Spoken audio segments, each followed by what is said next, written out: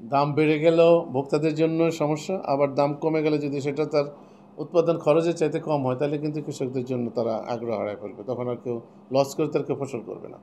এইটা একটা বড় চ্যালেঞ্জ আমাদের জন্য। তো আমরা যেটা করছি এবারই প্রথম বাংলাদেশের ইতিহাসে, আমাদের মাননীয় প্রধান উপদেষ্টার কার্যালয় থেকেও আমাদের নির্দেশনা এসেছে, আমরা ক্যাবিনেটে এটা আলোচনা করেছি, আমাদের উপদেষ্টা মহোদয় বারবার এটা নিয়ে উল্লেখ করে, তো আমরা একসাথে কাজ করেছি।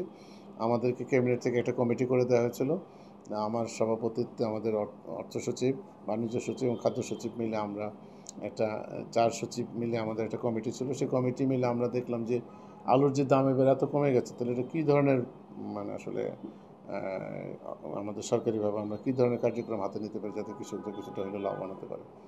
তো সব দিক বিবেচনা করে আমরা অনেক কিছু ভেবে আসলে সিদ্ধান্ত নিয়েছি যে ঠিক আছে, আমরা যেটা করব, আমরা কোল্ড স্টোরেজের যারা মালিক সমিতি আছেন তাদের সাথে আমরা কথা বলেছি, কৃষক পর্যায়ে কথা বলেছি, বিভিন্ন রকমের আলোচনার প্রেক্ষিতে। RICL TMX, যুগের পর যুগ স্থাপনা থাকে মজবুত।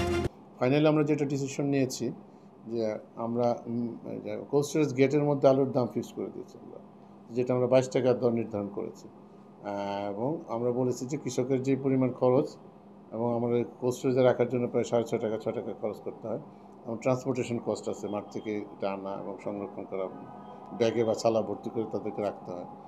তো তাতে আমরা হিসাব করে দেখেছি যদি আমরা 22 টাকা ধরি তাহলে হয়তো সামান্য কিছু লাভ থাকবে, অথবা তাতে অন্তত খরচটা পোষাবে। কিন্তু বাস্তবতা হচ্ছে যে যেহেতু অন্যান্য শাকসবজির সরবরাহ বাজারে আছে, সাধারণ মানুষ তো ভোক্তারা আসলে ওই শাকসবজি সহ আলু খাচ্ছে, কাজে আলুর দাম মানে আসলে সেইভাবে বাড়ানোটা একটা চ্যালেঞ্জ হয়ে গেছে। তবে আমরা যেটা করেছি, সরকার সিদ্ধান্ত নিয়েছে আমাদের বাণিজ্য মন্ত্রণালয়ের মাধ্যমে প্রায় 50,000 মেট্রিক টন আলু আমরা কিন্তু সরকার নিজেরা কিনে এটা আমরা হয়তো পরে বাজারকে ভর্তুকি মূল্যে, অথবা বাজার যদি যখন দাম বাড়লে তখন সেটা আমরা বিক্রি করবো। অর্থাৎ যেটা আপনি বললেন যে আমরা সরাসরি কৃষকের কাছ থেকে কমার্স মিনিস্ট্রির মাধ্যমে 50,000 মেট্রিক টন আলু আমরা ক্রয় করছি। আর মিল গেটে আমরা আলুর দাম বলে দিয়েছি, ফিক্স করেছি 22 টাকা। যদিও আমরা যেটা শুনতে পাচ্ছি বা জানি যে হয়তো সেই প্রাইসটা আসলে আলুটা বিক্রি হচ্ছে না, যার জন্যে বাজার আলুর দামও কিন্তু এখন 20-22 টাকা বা এরকমই আছে। তো আমরা যেটা মনে করি যে আসলে এটা কৃষকের জন্য এটা একটা চ্যালেঞ্জ, কারণ আমরা যদি একটা মিনিমাম উৎপাদন খরচের সমান বা তার চেয়ে বেশি যদি বাজার মূল্য না হয়, তাহলে কিন্তু আমরা চাইলেও আর আগামী বছর কৃষকরা ওই ফসলটা করবেন না।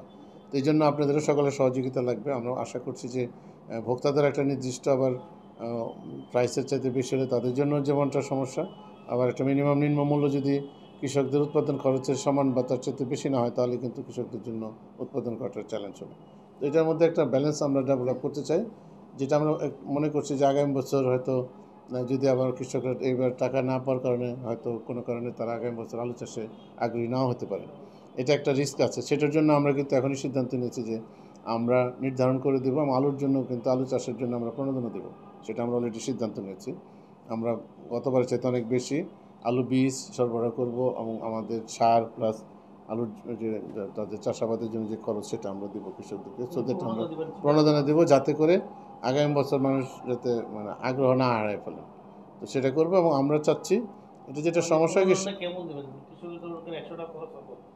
না, ওইটা তো বীজ যেটা আমরা তো আমরা বীজ দিব একটা, আমাদের নির্ধারিত জায়গার জন্য নির্দিষ্ট পরিমাণ বীজ দিতে হয়, এবং সার আমরা ঠিক করে দেবো যে কী পরিমাণ সার লাগবে, 1 বিঘা জমির জন্য কী পরিমাণ বীজ লাগবে, কী পরিমাণ সার লাগবে, এবং আমরা একটা কৃষকদের একটা ওই যে পানি প্লাস অন্যান্য সরবরাহের জন্য আমরা একটা খরচ দেবো। এটা একটা নির্দিষ্ট আমাদের বা আমাদের এক্সটেনশনে যারা আছেন মাঠ পর্যায়ে তারা সেটা যাচাই করে আমাদের প্রস্তাব দেবেন, সেই অনুযায়ী আমরা এটা করবো। তো এইটা আমরা চাচ্ছি, এবং এটা হইলে ইনশাল্লাহ আশা করি যে আমরা আলুর যে সরবরাহ সেটাও নিশ্চিত করতে পারবো। আমরা চাচ্ছি সরবরাহের সাথে চাহিদার একটা মানে একটা সমন্বয় লাগবে। এই জন্য আমরা চাচ্ছি যেই পরিমাণ মার্কেটের ডিমান্ড আছে সেই পরিমাণ যাতে প্রোডাকশনটা হয়, সেটার জন্য আমাদের আবার কিছু উদ্যোগ আছে, সেগুলো আমরা নিচ্ছি।